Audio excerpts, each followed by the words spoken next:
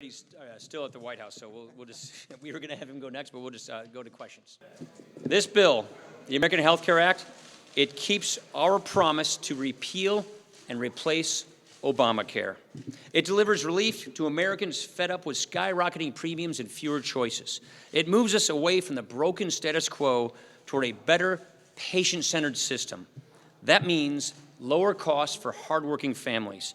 It means more choices and competition so that you can buy the plan that you need and that you can afford. It means greater control of your health care. As you know, this is the culmination of years long of an inclusive process that we've been doing here for years. So I'm excited that we're doing this the right way.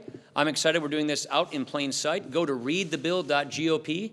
What I want to tell my fellow citizens is that the nightmare of Obamacare is about to end. That we are doing what we said we would do in this campaign, which is repeal and replace this awful law that is crashing. Let me say one more thing. Let's not forget, Obamacare is collapsing. Obamacare isn't staying.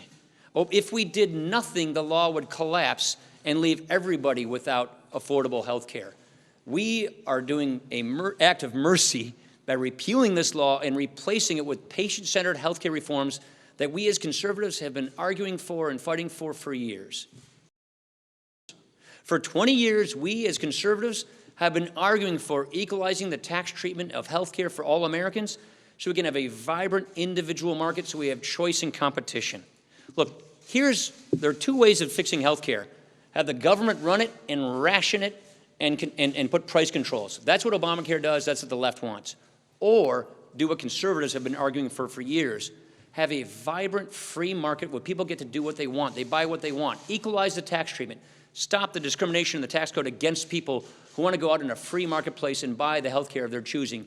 This does that. This lowers costs, creates competition, it allows choices. The most important thing that this thing does is it takes power out of Washington, takes power out of the bureaucracy and puts it back to doctors and patients where it belongs.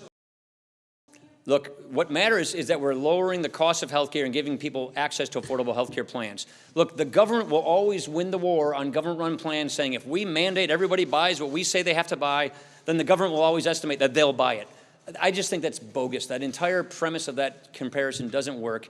The fact is, we're not going to have the government tell you what you must do, tell you what you must buy. We're going to allow the market to do that. We're going to let people decide what they want to do with their lives.